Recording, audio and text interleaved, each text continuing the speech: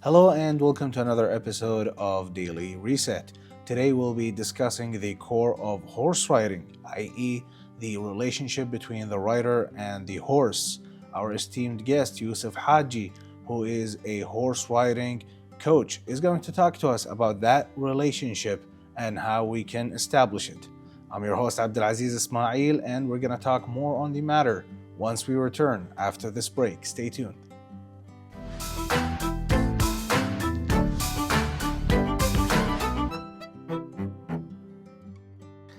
Welcome back, dear viewers. We are about to start our conversation with our esteemed guest, horse riding coach Yousef Hajee, who's going to talk to us about the relationship between the rider and the horse. Hello and welcome again to the show, Yousef. Thank you, Abdulaziz. Absolutely. Pleasant. Yeah, pleasure is all mine. Weather is definitely beautiful outside. It was great. Yeah. Alhamdulillah today. Absolutely. Makes me want to start horse riding. I've never been on a horse, to be honest. Man, you're most welcome, man. Okay, Anytime. you'll be my coach. Surely, inshallah. Sounds It'll good. be a pleasure from my side. inshallah. All right, pleasure is all mine. Now, before I come and you teach me all the basics of horse riding, I hear that there is a certain relationship between the rider and the horse, a trust relationship. Can you talk to me about that and what it's all about to begin with? Surely. See, for sure, every animal, you have to have a trust. Okay, especially with the horses. The horses are like domestic animals who carries you and fly Yeah. on the ways where the means of transport for you. Sure. For the relationship, I can just tell you a small story, if you can bear with me for some time. Sure, yeah, absolutely. I love stories. Sure, thank you. Okay, it happened with me actually. Once we took one of our mares to Mutla Ridge. That's the female horse, correct? Exactly. Okay. Okay, we took there, and we were. There was some, the north of Kuwait at this kind of time, like in Jan and Feb. There are many migration birds, Right. and the bird photographers, they usually be there north of Kuwait. Absolutely. Okay, so at that day, fortunately, there was some bird lovers and camera people. They requested us, we'd like to take some photos of your horses Okay. while you're riding the horses. We said, okay, no problem, we'll do it for you guys. Usually the horses, once we go up to the horses, when we put the saddle and take out the horses releases the gases from the body, Okay. which eventually makes the saddle and your girth a bit loose, Interesting. okay, and it can split it. While we are doing it's on the regular terrain, it's totally normal. You can balance and you can do it. Should be fine. It should be fine, okay. But in the Mutlar terrain, it's a bit hilly, Right. going up and down and this thing. Some ups and downs Okay. are there. Yeah. And your core and your balance doesn't make You have to that shift kind of it accordingly. Yeah, exactly, according to your shiftage. Okay, and that if your saddle is not stable, Okay. you may get fell down. Okay. Okay, at that day we were doing it, and suddenly my saddle got tilt, and I came down. At that time, I didn't felt anything, to be frank. Okay. Okay, and the horse was, for example, when I came down, the horse was I left the reins, which are my aids to control the horse. It was gone, but for my surprise, the horse was staying down. Okay. When I came back, I put my saddle back. I tightened my saddle. Once again, it came to the back of the horse, and I was riding normally. Okay. I didn't feel any surprise to it. There's no shift in the. No shift, nothing any. Okay. But when I came back to home, when I received the photos from the photographers, Yeah. that time I got a surprise to see what I have done and from what I came out. Right. Okay. For my surprise, I noticed that I literally came between the front and the hind legs of the horse, in between the wow. horse. Okay. Okay, and if the horse doesn't have trust on me and doesn't love me, it may have stabbed me, Yeah. and I may have got really bad injury. Yeah. which- You might have broken your bones. exactly. Okay, because horse limbs are really strong. okay? Absolutely. I may got it, and it was literally, I was something like this. I was in the middle of the four legs. Okay, then I realized that firstly, the horse didn't run when it was open. Yeah. Okay, it was open terrain, and it was free to. It has a free will to run away. Yeah, but it has a big space to enjoy. Exactly. It Yeah. stayed out, and secondly, when I fell down, it stopped. Okay. Just assume it. You're going 30, 40 kilometers speed on the horse, and you're stopping it. If you have a vehicle, it may lead to an accident. Right. It is possible. Okay. Yes. But the horse stopped, and I was in the middle of the legs. Okay. Okay. Then I said, Alhamdulillah, I prayed to Alhamdulillah. Rakah, Salah, Shukr. Yeah. And really, it gave me the boost, and I understood the relationship, the time you spend, and whatever you spend with the time and relationship with the horses, it's worth of doing. Absolutely. It is definitely the story of yours definitely shows how important to establish a well-balanced and very good relationship between you and your partner, i.e. the horse. If that horse hadn't had respect for you or love for you, it would have trampled you and broken every bone in your body. Exactly. Yeah. It may had lead to an accident. I was in hospital maybe, but Alhamdulillah. Alhamdulillah, you're safe. Alhamdulillah. Otherwise, we wouldn't be able to have this interview and learn from you in regards to Alhamdulillah. establishing that relationship with the horse. Now, that seems scary for some people, but after all, you're a professional and you're a coach in horse riding. I must ask you this question. How does a horse assess the rider to begin with? I'm going to ride a horse for the very first time. I cannot just put the saddle on and jump on the back of the horse. There has to be some sort of, for lack of better terms, an introduction between me and the horse, right? See, basically for the beginners in the academy, what we teach them, it's from the grooming. Okay. Okay, like everyone have their own fears as a beginners. Okay, by seeing the majestic animal, big animal. Okay, but once the person starting with the lead rope and the halter, putting on the horse, which is really new for that. Okay, Yeah. for sure it's under the guidance of the trainer. Okay, he takes out the grooming, he grooms the horse. Okay. Okay, which will build a relationship, a connection between the horse and the trainer, rider. on the rider. Yeah. Okay, and then you're like, for example, doing the groundwork and taking forward to you're doing some exercise on the top of the horse, which develops your core and your muscles, strength, and everything. Believe it or not, I have seen the people who were, for example, recently we had a boot camp. Okay. Okay, there was an elderly lady. Okay, she was around maybe her 40s, 50s, something like this, in between. She was not ready to touch the horse. Oh, okay. Okay, and So she was just like the basic introduction, she was not ready for it. She was not ready. She was not able, and when we were saying, okay, fine, just do one thing, just put your hand, let it smell. She said, no. Why? Said, I didn't touch a cat till now. Oh, wow. And how come I just touched this much big animal? She was Right. just complaining. Yeah. But when we told her it's nothing going to happen, just try once, twice, okay? After doing the grooming part, she did the grooming. Okay. She did like bridling with the horse. Okay. And she, like, the ladies, they do the hair thing really good. She braided the hair? Exactly, she braided the hair.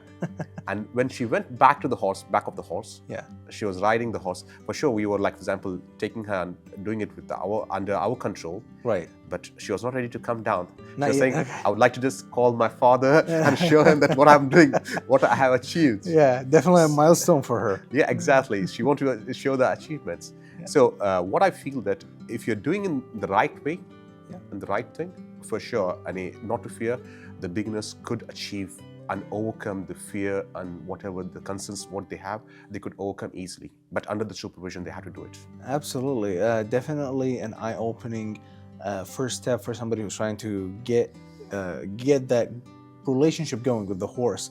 A great way to establish it, and regardless of how old you are, you can always get that done based on your story. Exactly. Definitely. Now there is more to be discussed on this matter, but why don't we take a small break and then we'll talk more about it. Sure. Thank you. Dear viewers, let's take a small break, and then once we return, we'll talk more on how we can build that relationship between the rider and the horse. Stay tuned.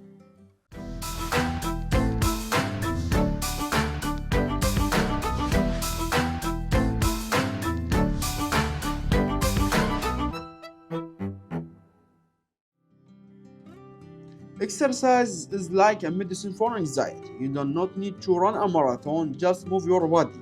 Go for a walk, stretch, move in your living room. When you move, your body releases chemicals that make you feel better. Exercise burn off the nervous energy that anxiety creates. Now, if someone you love has an anxiety, listen carefully. Your support matters, but do not push too hard. Do not say things like just calm down or you are overreacting. Those words do not help. Instead, be patient, be present, let them know it is okay to feel anxious. Offer to do calming activities together, like going for a walk or watching something funny. Sometimes just sitting quietly with someone makes them feel less alone.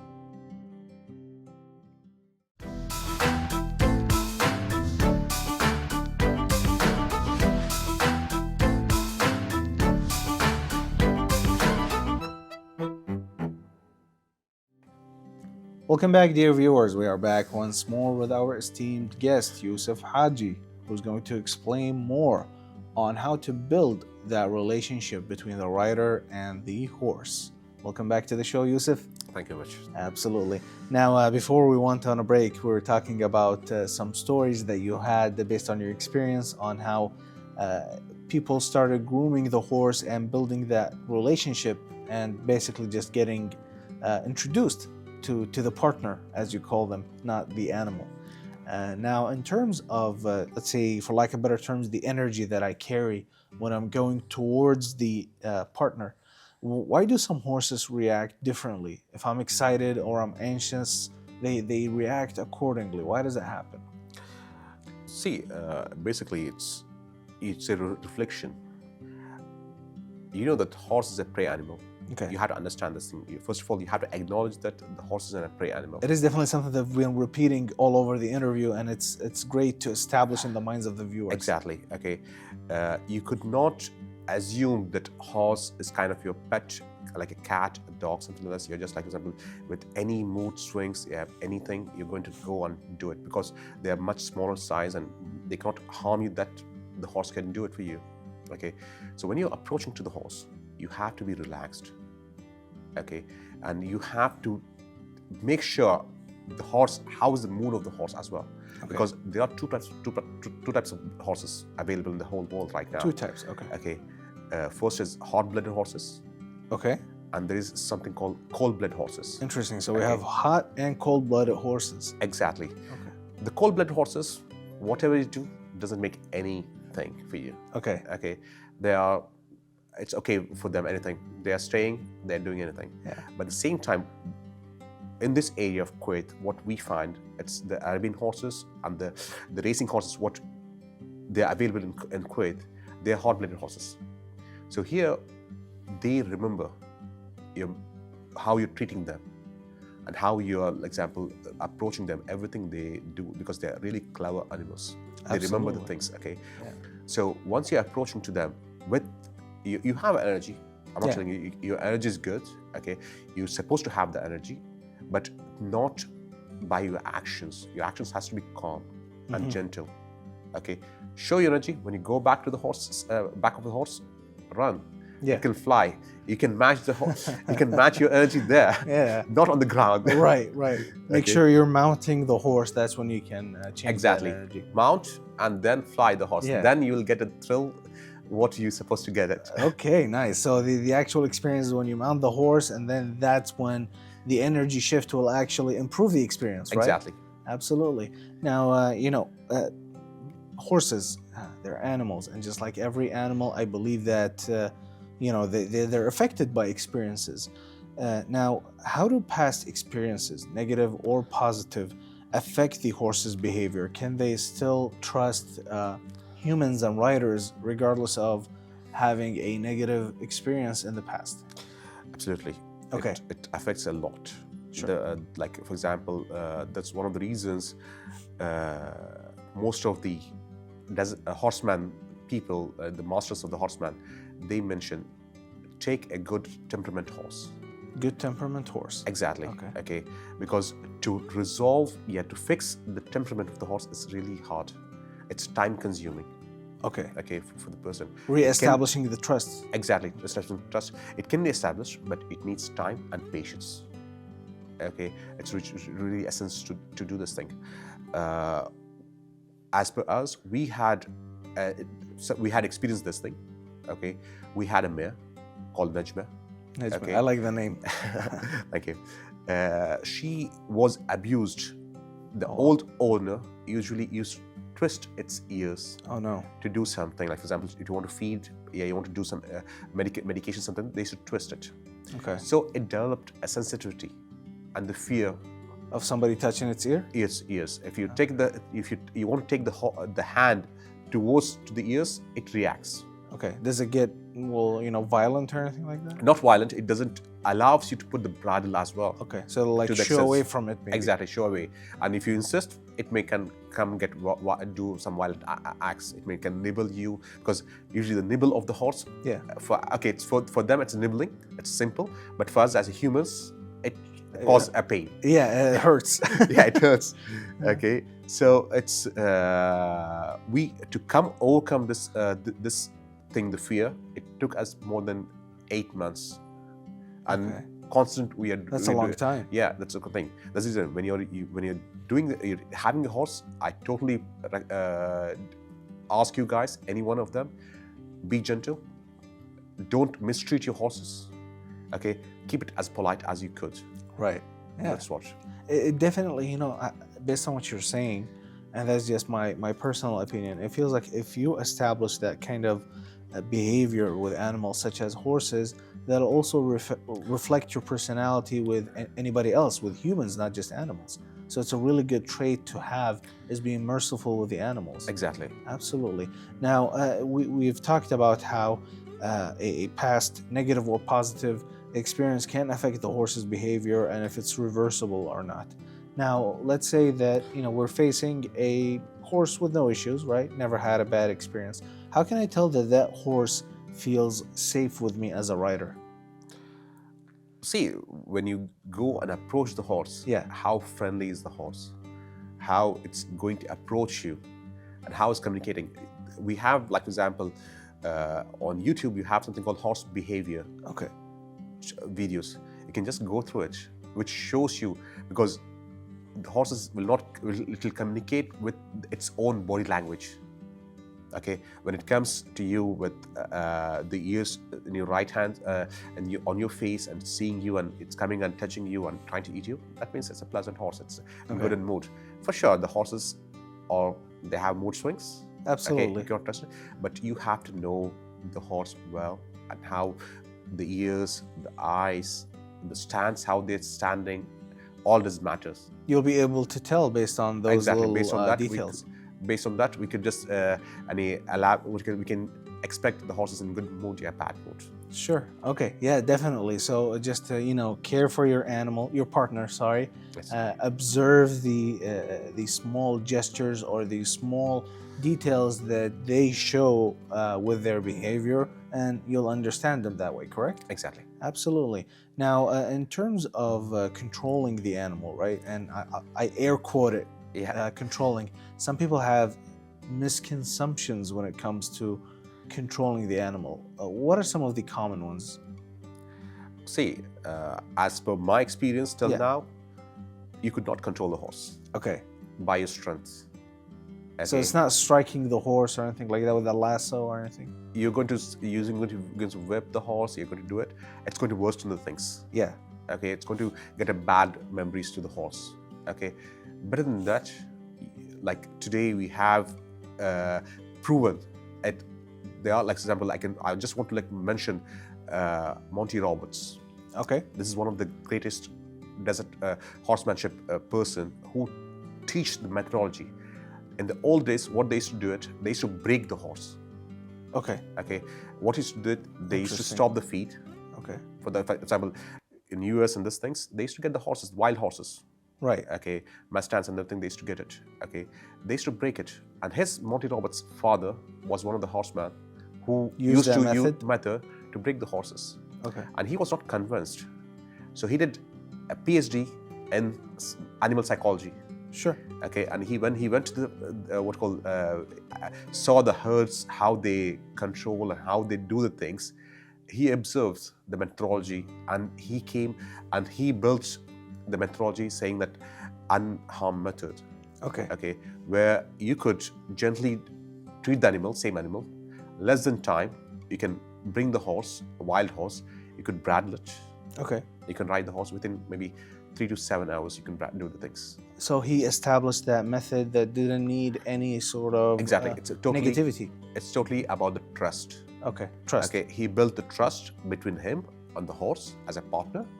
Okay, which eventually made time less Sure. to develop the skill set of the horse. Okay. And made it comfortable to accept you as its alpha partner, where you could ride and you can do the needful what you want to do it. Absolutely. That is definitely a great piece of history that teaches us who has established that important trust and the establishment of that trust between the rider and the horse.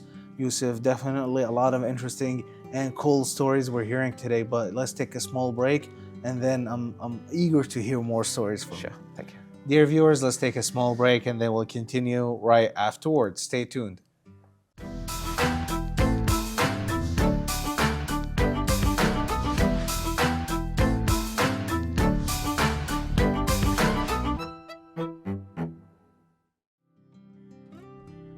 Grounding techniques helps too when your mind is racing with worry, bringing yourself back to the present moment.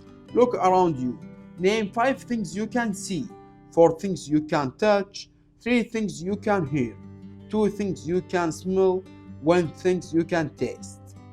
This simple exercise pulls you out of your anxious thoughts and puts you back into reality. Sleep matters more than you think. When you do not sleep well, anxiety gets worse, and when you are anxious, you cannot sleep well. It's a terrible cycle, so protect your sleep. Go to bed at the same time each night. Keep your bedroom cool and dark.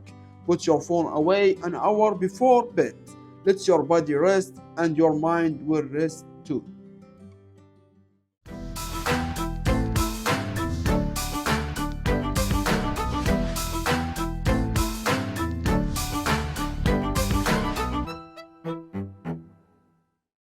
Welcome back, dear viewers. We are back once more with our guest, the horse riding coach, Yousef Hajee, who is going to talk to us more about how that relationship can be established and maintained. Hello again, Yousef. Hi. Hello. Now we were talking about how to approach a horse, and you've spoken about a piece of history. Who's the first person to establish that trust system between you and your partner?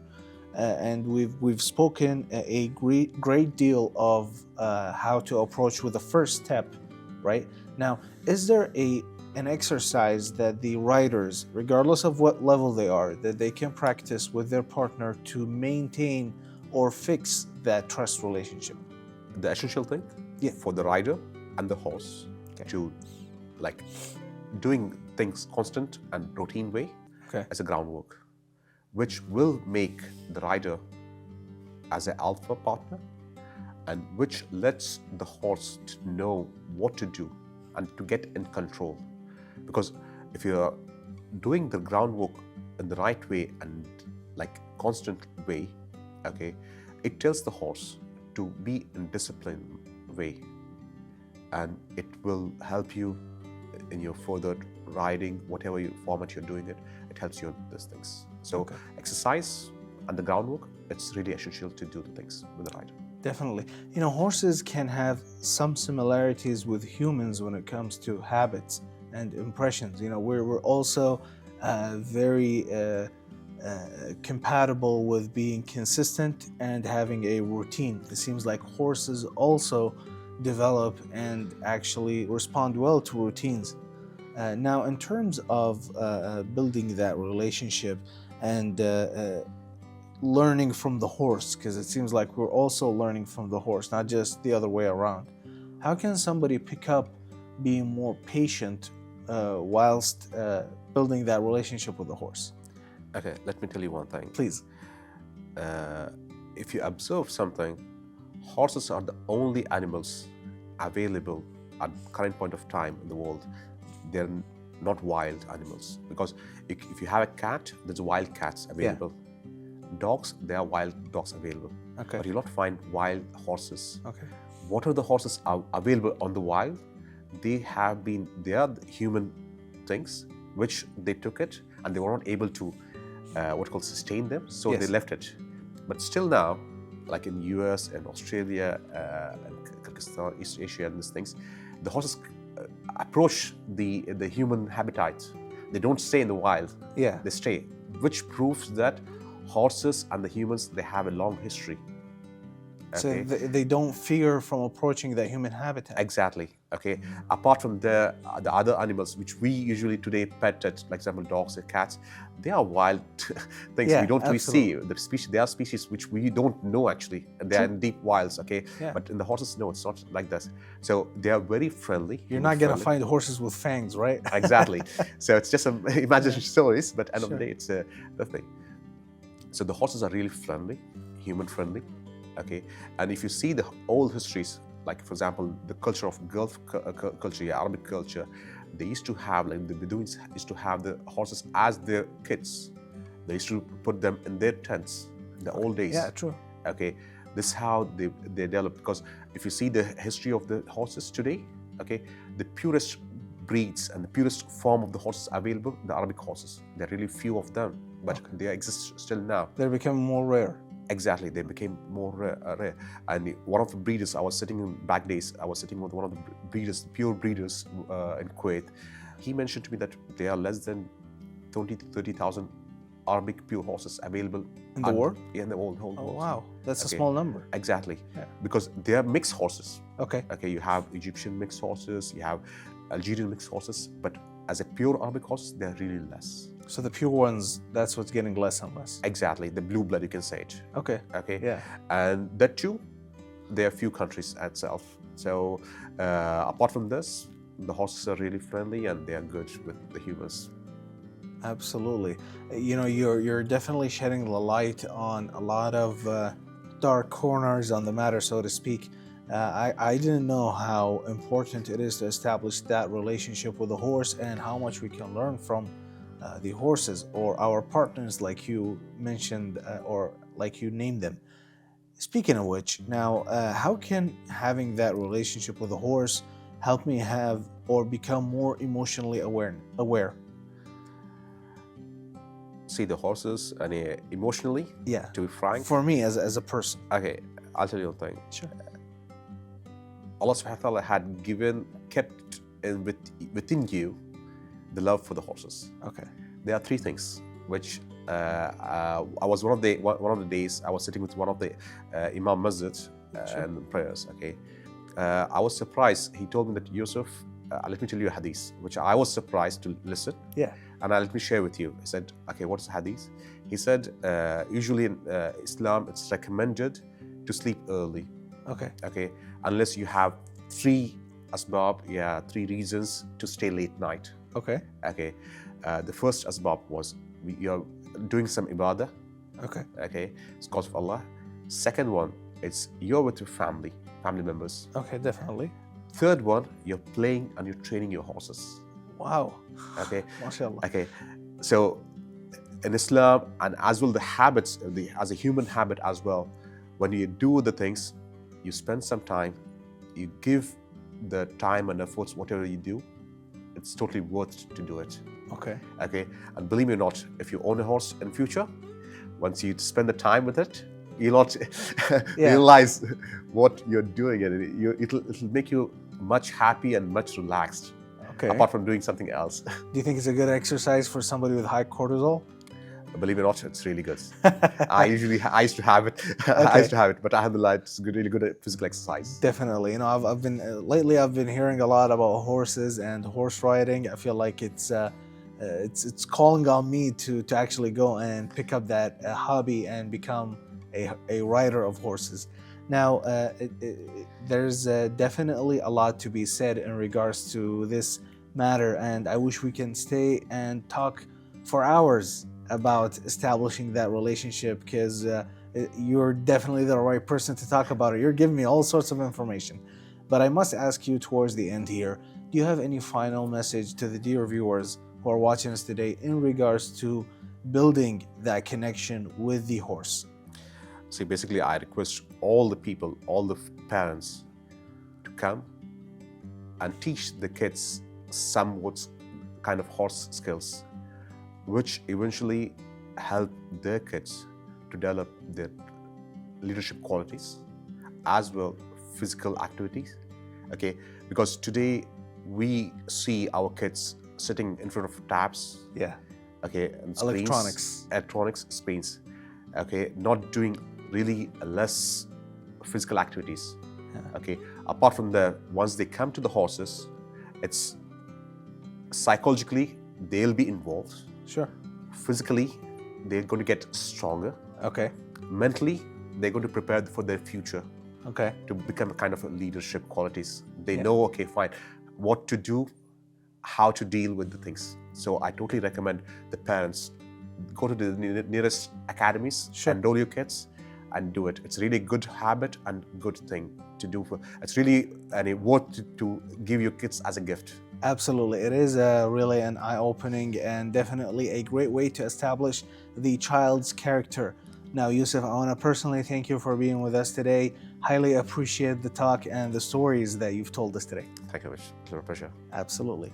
Dear viewers, there you have it. You heard it here from horse riding coach Yousef Hajee on how important it is and what are some of the important lessons that you'll learn through building that relationship between you and your horse. This has been Daily Reset. Take a breath and reset.